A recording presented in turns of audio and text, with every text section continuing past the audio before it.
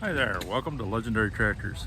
Today we are at the New York State Two-Cylinder Expo being held in Canandaigua, New York. It is Friday, July, I don't know, 12th, 13th, something like that. I kind of lost track of the dates, but anyway, this show is put on once every 2 years by the New York State Two-Cylinder Club, and they got some pretty cool stuff here, and so we'll walk around and take a look and see what they got. Yeah, we're going to start out with a little guy, that little Model LA. This is really the smallest of the two cylinders, but he kind of looks like he's working or still in her work clothes. 1942 according to the tag on it. Got a two-way plow on it. That's kind of pretty unique. And right next to it, we got a 47 Lindemann, based on the John Deere Model B tractor, I believe. And a unique blade setup on it. And behind it, they got a pretty unique little ripper.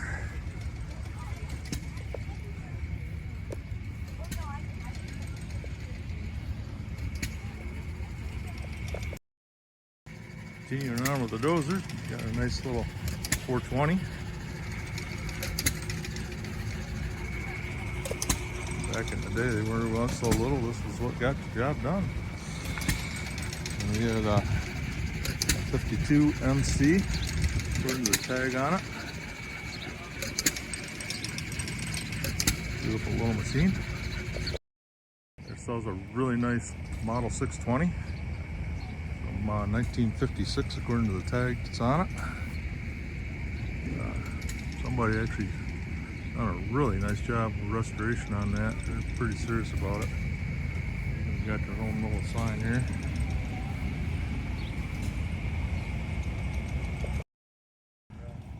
And we got a couple slant dash Deeres, I think probably an A and a B. Looks like they're both set up for do a little pulling. I'm sure they do a nice job.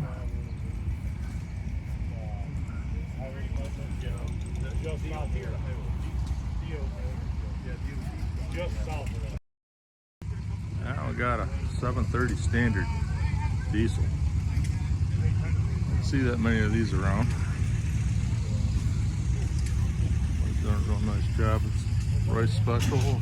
Forget what made the Rice Special, but got a 3-point hitch. Got Racing King tires on it. If I remember right, there was something about the tires that was a little different than the regular standards, and I don't think there's that many of them made. We'll have to kind of look into that. But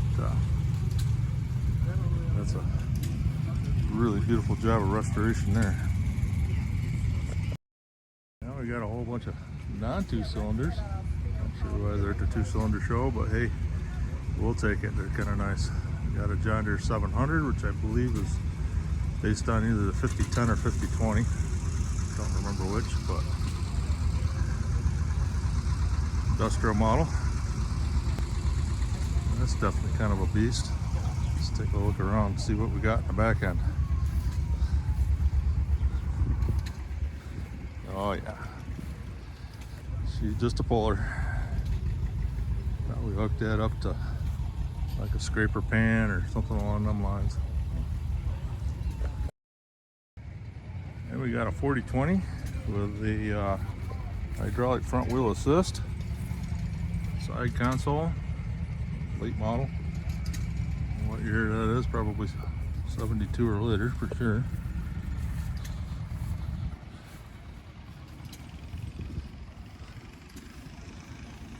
Looks like maybe we're getting to do a little bit of a restoration on her.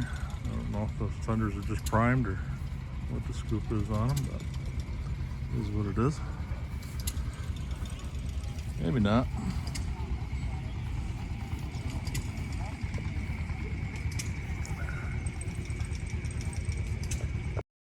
And we got a pair here, a pair of 7020s. One with duals and one without.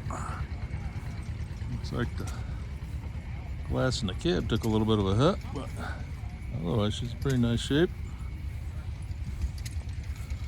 One is bareback and one, well, not really bareback, it's just got the PTO, but no 3-point on this one. 3-point on that one. Looks like she's about due for some new sneakers there. Oh, a little bit of weather checked. Anyway, the year they're into garden tractors, we got ourselves a patio 112. I don't think there's that many of those made. But anyway, that's in pretty nice shape.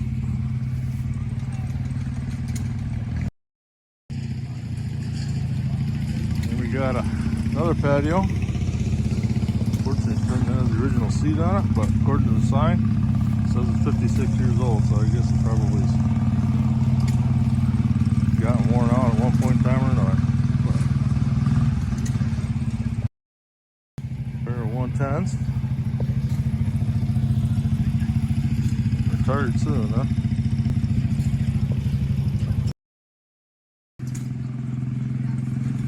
John Deere MT. Somebody did up in pink. Sure, there's a good reason why they did it up in pink. It usually is when they do that.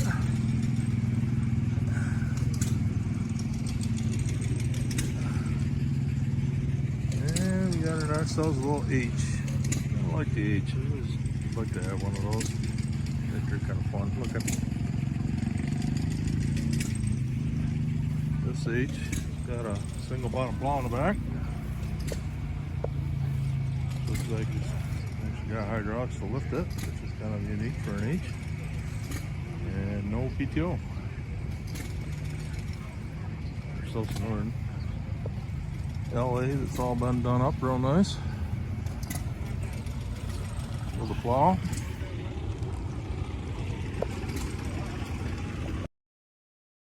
And we got ourselves a BO.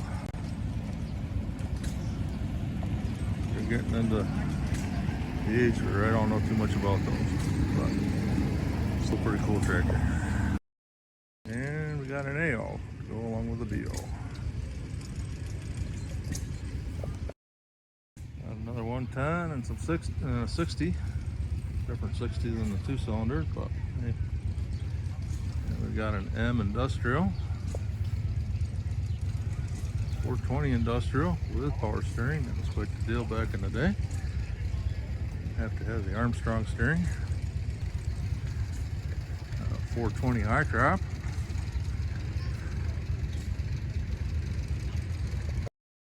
So this one is kind of special in a way to me, I guess. My granddad had a 1937 Model B. I have no idea whatever became of it, but yeah, it's pretty much just like this. He came with rear wheels with steel with the flat spokes like that, and at some point along the way, my dad told him about them one day cutting them off and welding on rims and putting on pneumatic tires just about like that one. So I'm pretty sure that's probably how this one came as well. And anyway, the unique part about it was it actually came with pneumatic tires on the front.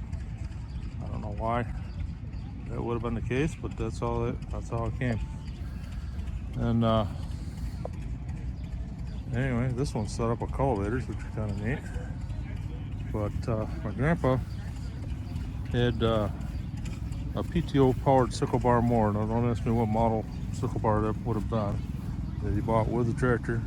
He bought all of this brand new on early 1939 from the John Deere dealer in Burdett, New York. And anyway, all that stuff was kind of sitting on the dealer lot. I don't know if the tractor's been sitting on the dealer lot for a couple of years, but anyway, Grandpa was pretty progressive for the day because he had the first PTO powered sickle bar mower in Schuyler County, New York. It was run by that John Deere Model B. So anyway, This is pretty darn cool.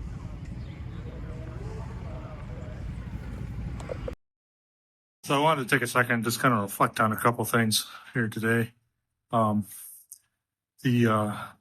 some really nice, beautiful tractors here, but there's actually probably more owners here than there are spectators, which is, and granted, it's a Friday afternoon and there's a lot of things going on. The summertime, but the fact of the matter is, these older tractors are, the folks that are really interested in them are going by the wayside. The fact of the matter is, what's popular right now is the new generation tractors, the muscle tractors, stuff from the 1960s and 70s, because that's what all of us, I'll call us younger guys, but I ain't young anymore, unfortunately. About 5 minutes. Anybody want to go see a seminar on the Model B? I would love to do that, but I think we'll maybe take a pass on that. But anyway, I guess getting back to my thoughts here, the fact of the matter is, I'm standing next to a piece of history that's, there's a very remote chance, but this could have been my grandpa's John Deere B from 1937. He had one just like it. And as the baby boomers, pass away and move on, these tractors are, the people that are left around to love them are fading away too. And, so what's that mean for these tractors? Unfortunately, it probably means the end of the line. A lot of them are going to end up as scrap. That's a sad thought. I don't know what the answer is to fixing that. But I don't know. There's something, we gotta, as a group, get together and figure it out. So anyway, I guess, even though a lot of us love our muscle tractors, when we have a show like this, I encourage people to come out and, kind of reminisce about Grandpa's tractor and see what we can do to help support this. So anyway, I'll get off my soapbox now and we'll get back to looking at tractors. Now we're kind of getting into beast mode here. We got 820.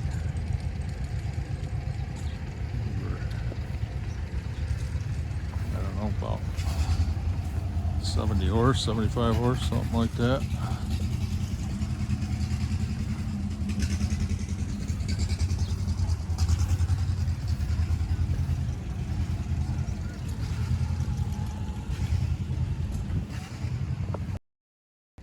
About a 420 that runs on propane. About a pair of 420s that run on propane.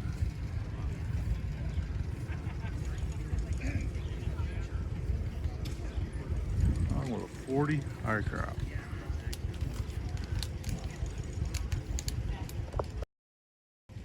John Deere MC crawler, 1950 according to the tag.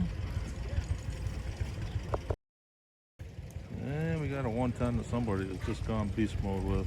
Later version, got square fenders on it, but tires are kind of wide and squatty, and got the R1s on the front, so it looks like a beast. A B, late model B with a stamped steel frame, 48 according to the tag, which would be an early late model. Factory wide front end, and power troll, no 3-point or anything like that, but pretty nice tractor for its day. Now about a 50 chrome stack. That'll give it at least 75 more horsepower, give or take. I like it.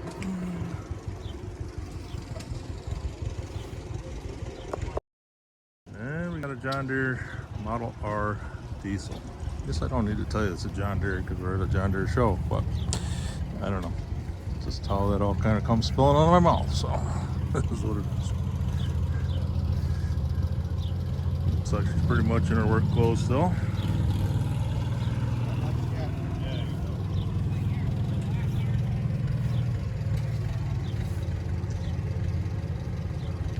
Ours, I believe, had a 2-cylinder pony motor on them. And then after you went to the R, I think next one would have been the 80, and I think they went to a 4-cylinder on those, but don't quote me on that because I could be wrong. Well, now, what do we got here? That's a Ford Econoline heavy-duty van. A whole lot of Bertle stuff. He's got about everything that's here for 2 cylinders, and looks like we get around the other side here. What a display. That's awesome, actually. Got the 45 combine with a 2-row corn head on it. And up there we got a little more of the modern era. Working my way back to the muscle tractors of the 1960s, 70s a little bit. That is very cool. So we got a 1950 John Deere Model A. Again, this has got stamped steel frame. This is what I call the late Model A's. You can see right here that frame. Rather than having a cast iron frame. This one's gotten a little bit of an upgrade. Looks like we got fenders off a 30-20, 40-20, something like that. Had it on. Which, quite sadly, if those are original, probably get almost as much for the fenders as you would for the tractor, but I don't know. I have kind of a bit of a love affair with those late Model A's. My family ran a 52 for quite a while on our farm. So. Next up, we got a 520. So she's done good service during her day. Still in her work clothes to a certain degree. Her balance, she may have gotten a bit of a Rust-Oleum restoration here. Looks like we've added a coat of paint or two with maybe just a roller or brush, but still looks good. And we got a 70. And that thing is about as straight as the day it came out of the factory. Probably a little straighter. I like the fact that they actually got the original style muffler on it. We didn't go change nothing. This is about as honest and straight up as it gets. Doesn't look like it's run much since they painted her, since the belt pulley still got paint on it. The brake pad catches it. It kind of actually even smells like new paint. 53.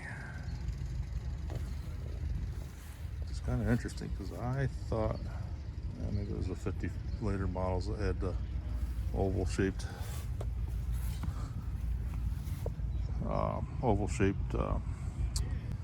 cast centers for the wheels, but maybe I'm wrong.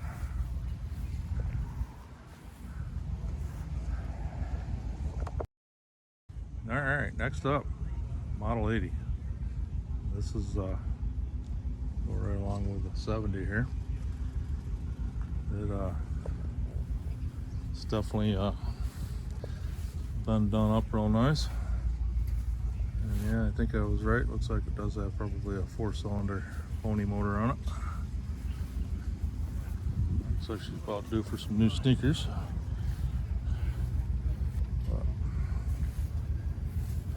Just one anyway. But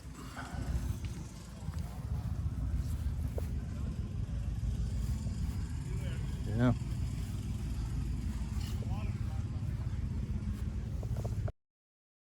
And then we got a 60 Orchard. Oh, something. Oh yeah, that's got a bark to it, doesn't it?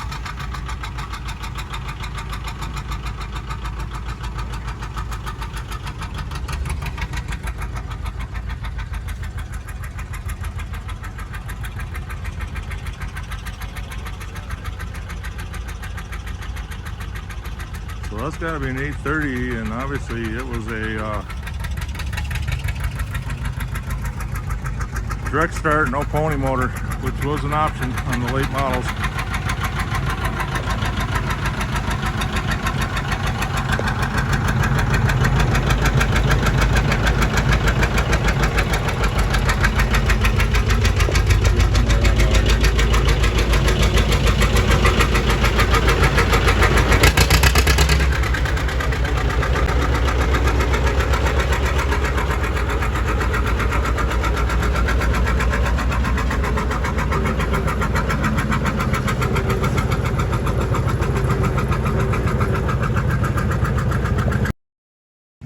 Back to the 60 Orchard. I think this is actually missing some sheet metal. Could be wrong. But you can actually see that it does have all the little protectors to kind of keep the branches off of things. Yeah, pretty cool. So next up we got a 440 Industrial, which I believe is the same thing as a 430, other than we just got a heavy duty cast front.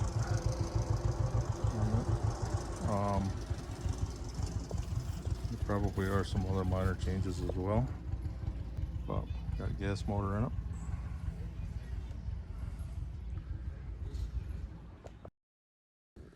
Oh, next up is a Model AR. Somebody has done a really spectacular job getting this back to life, or back to square one, I guess I should say. Very nice. And next up is John Deere GP. This is really John Deere's first row crop tractor per se, I guess. I've been told that that front axle is arched like that so that we get up and over like your corn crop or whatever if you were cultivating with it. But I suppose if you're going to do that, you're going to take that drawbar assembly off the back, and then I don't know how you'd actually pull anything. But sure is a way of getting it done. But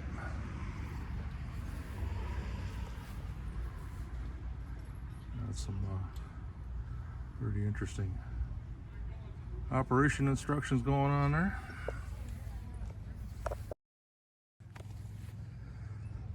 So according to the tag, this is a 1930 model D754 plow. That is a pretty serious bottom that's on there.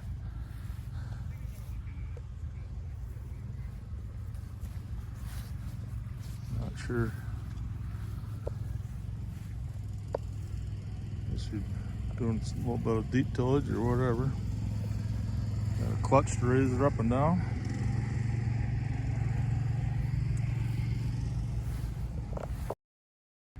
So I guess in a way it's kind of a shame that I missed that missed this row with that 830 taken off, because they got them all. Starting out with a 53 model 330. 330 just wasn't very many of those made. 430 certainly was quite a few more kicking around.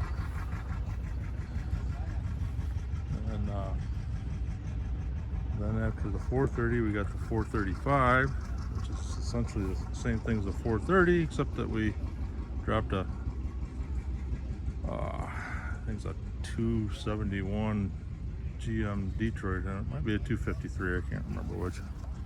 But anyway, kind of John Deere's experimentation into moving into smaller tractors with diesel.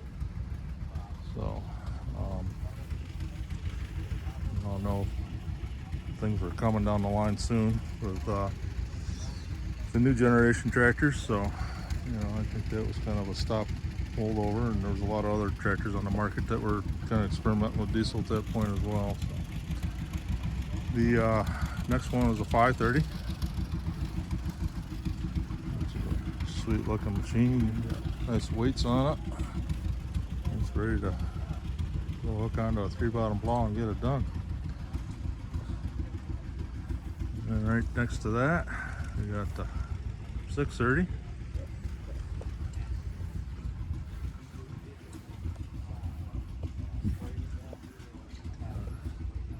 Really nice looking machine. And I think this is probably one of the fan favorites, the 730 diesel. If you're gonna pick the flagship tractor of John Deere 2 cylinders, this is probably it.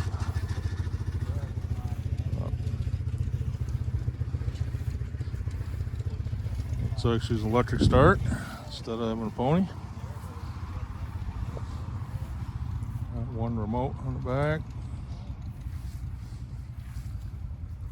Yeah, pretty cool having all the whole series all in one row. I guess that's too bad I didn't catch all that before the 830 pulled out, but I think we got some pretty good video of him pulling by too, so we'll see how that turns out. So if you owned this setup when it was brand new, you were definitely a big time operator. John Deere model 70. And anyway, it's got the model 800 3-point hitch on it, which was the latest and greatest for them. And then attached to it, we have a 4-bottom plow. I forget what the model on these are. I want to say it's like a 555 maybe, but I don't think so because it's got the spoke wheels. Well, not really up on my plows with John Deere, but even though we had a 3-bottom version, it was kind of like this when I was a kid. Plowed really nice. This one's got the, instead of having trip bottoms though, this one's got the trip hitch. So basically it would hit a big rock and that spring would come undone, and next thing you know, your plow sitting on the field and you're 10, 15 feet down the field from it. But that John Deere cylinder on it. Those were kind of nice because they had a nice depth control on them. Easy to make those adjustments.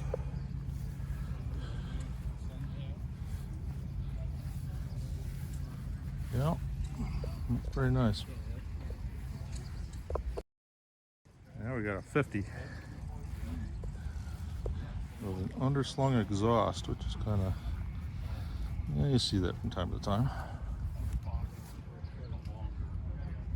Nice machine. Got a 420 crawler, actually painted yellow.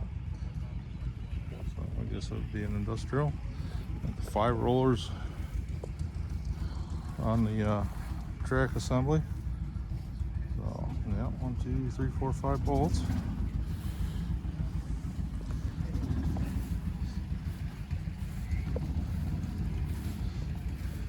Serious stack of weight in the back there.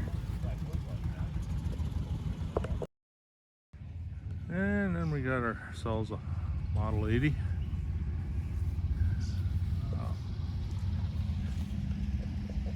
I did a very nice job of restoration on this one too.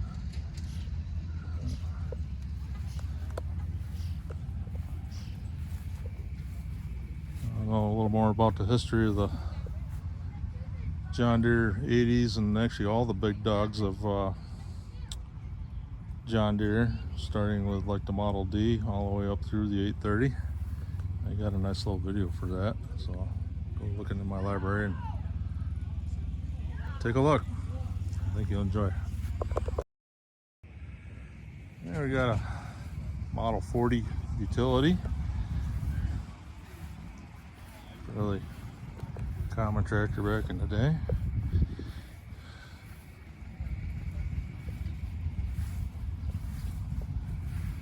Looks like she's had a couple different paint jobs over the years.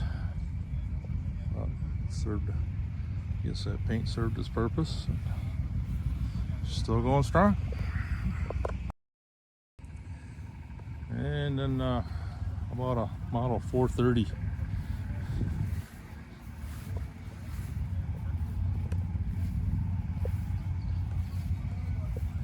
I'm missing the 3-point hitch arms.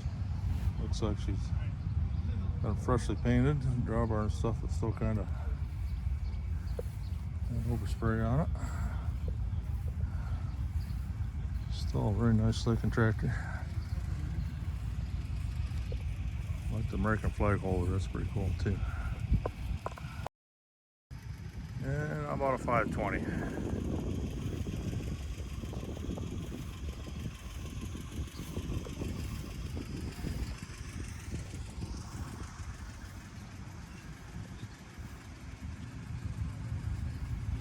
With the 3-point hitch, single remote.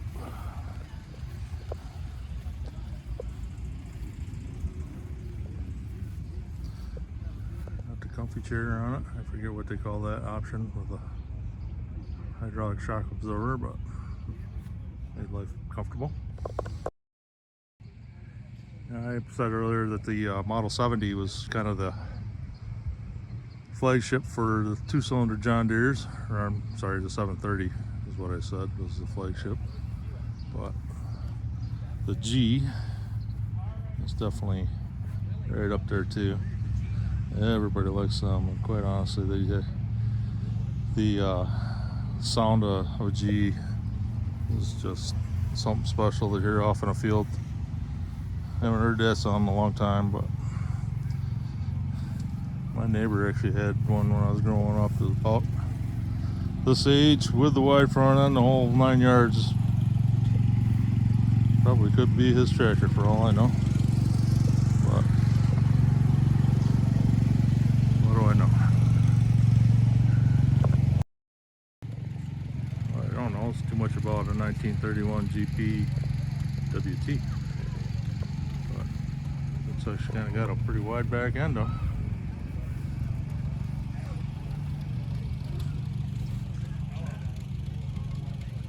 Very nice. Then we got Model D, which kind of started all John Deere's big horses. Ending with the 830, of course. Thank you.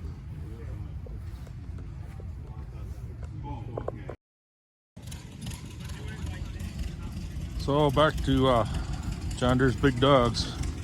We got ourselves a really sweet looking Model D here with the tires of the day on it still. Thought those were actually kind of cool.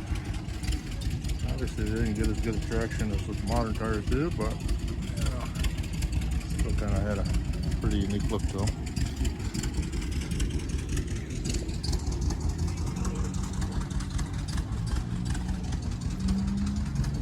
Somebody set her up with some additional hydraulics there, it looks like, on the back. Running off the PTO. A little gear pump on there.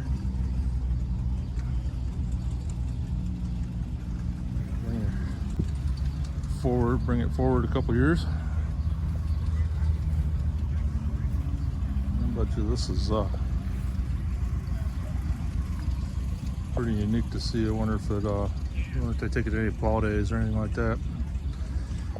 Definitely work it a little bit, judging by that chrome pipe on it. Yeah, it's a pretty nice tractor. So this is kind of cool. We've got a 320 replica high crop.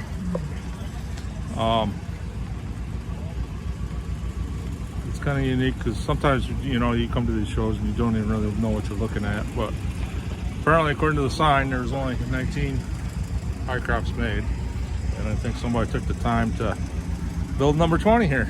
So anyway, it's nice to see something that you just don't see anywhere else.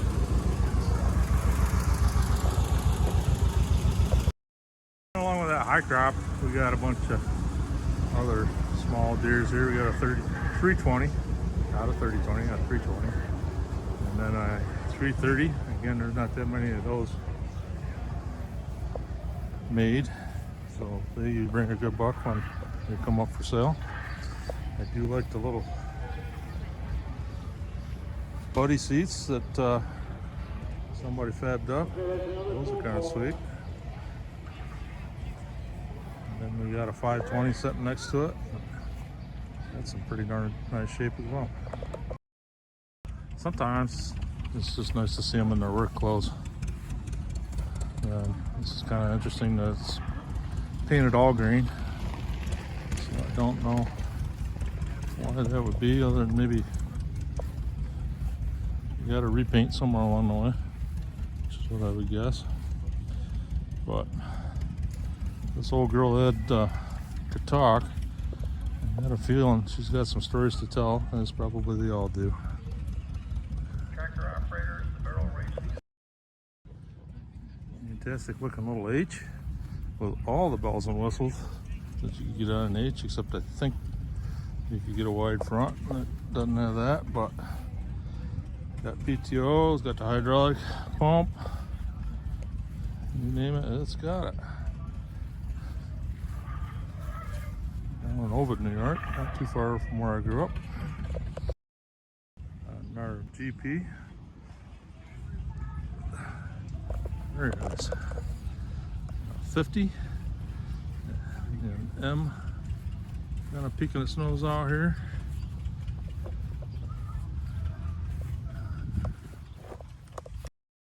So the Model M,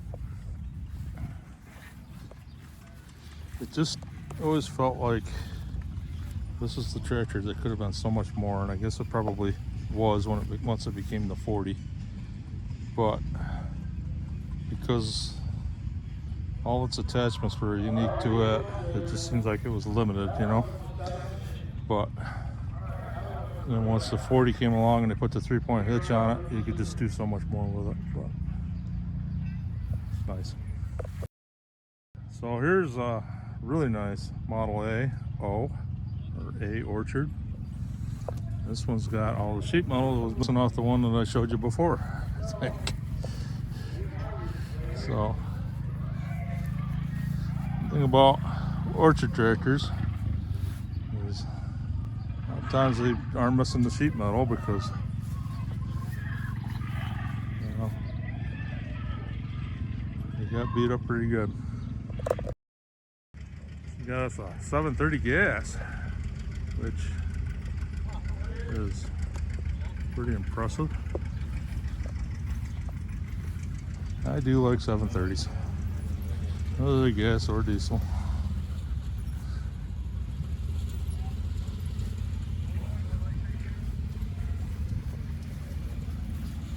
Knee deep in rubber on it.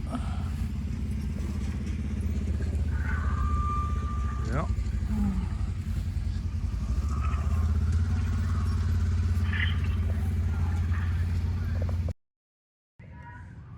So then we got another one of the early late models. The stamped steel frame. This is the 48. Got the Roll-O-Matic front end on it. I like the exhaust cover. Somebody's done a pretty nice job with those.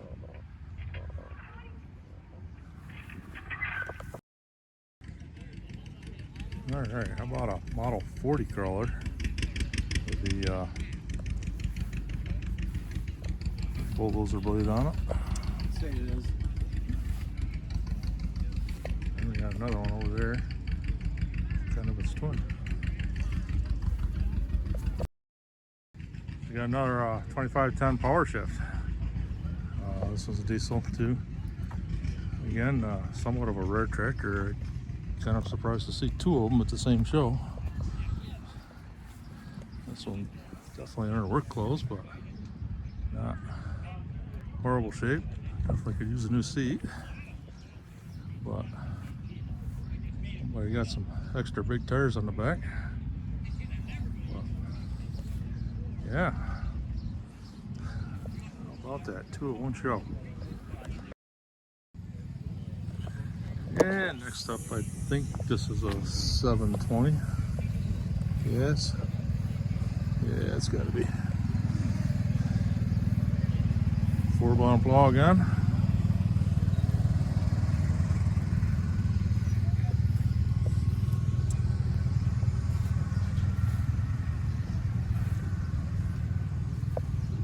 We're getting about time for some new points on that.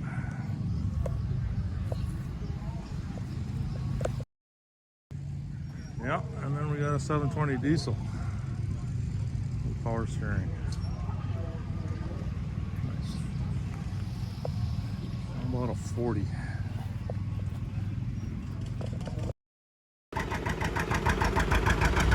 Love that sound.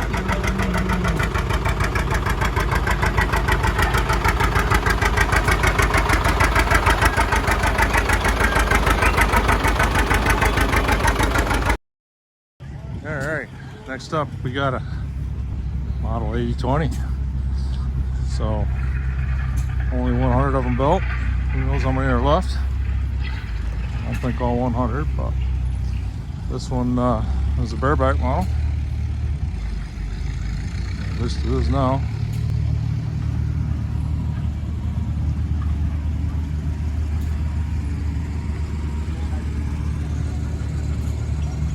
Imagine what it was like on John Deere Day in 1960 or whatever it was when they imagine what it was like on John Deere Day in 1960 when they rolled this out. I think it was 1960. Rolled in and hooked onto an 8-bottom plow and went to town.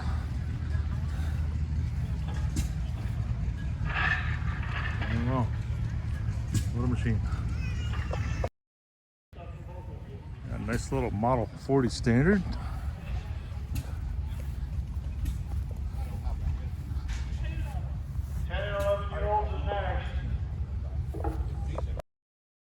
And I think we got us a 424 roller. I would say. Yep.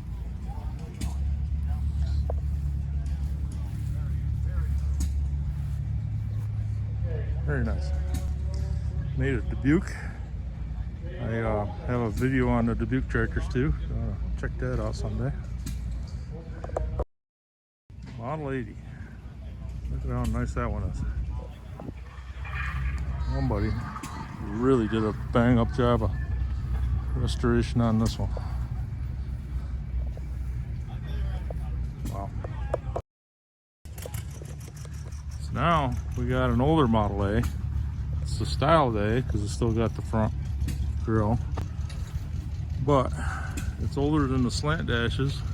This is what I was saying before. The slant dash actually came all the way to the back. This one ends up here, and the late model stamped steel frame ones actually end up back up there too. So it's kind of interesting how they went back and forth a little bit.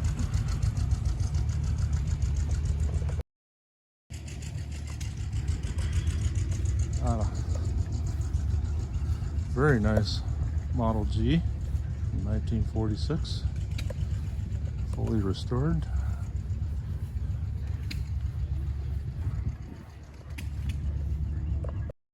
And another G. This one's got the fenders and the wide burnout. And then we got another 2510, but this was not a power shift. So this is a synchro range, so this is a lot more common, although there weren't that many 2510s built either. So everybody might buy a 2510 when you can turn around and buy a 3010 for a little bit more money. Basically have a lot more tractor. So, oh well. This is kind of unique for the John Deere H. Somebody went and made something up. Somebody set it up with rubber tracks. Kind of a modern deal. Rubber tracks. I don't know if they're off maybe a skid steer or excavator or something like that. Anyway, they got it set up so that kind of looks like actually it wouldn't take nothing to put it back. It's pretty neat. Well, here's a rarity. John Deere Model 60 Orchard propane. According to the note on it, it's 1 of 45, which I imagine is probably definitely true. Can't imagine they made too many of those.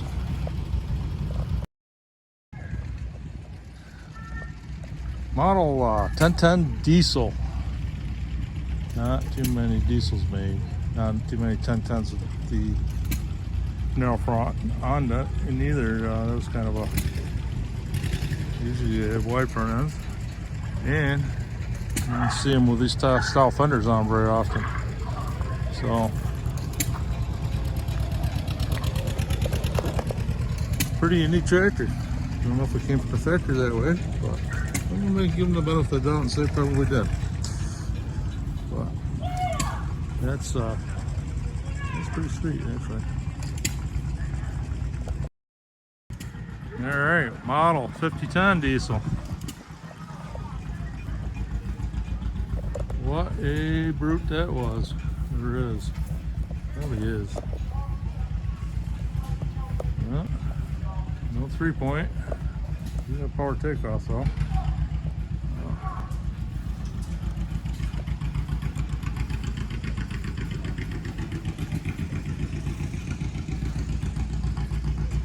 I like it. So I think we found the holy grail here. Got the fourth 2510 that I've seen at the show. And I kind of wonder if this might have been a featured tractor here. But anyway, this one's gas and this one's power shift. Not many of those made. Maybe 500 or less. I think there's 507 or 504 if I remember right.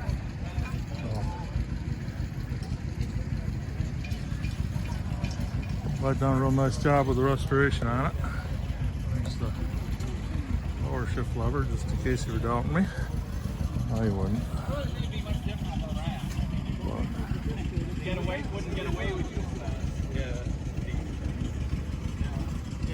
That's sweet.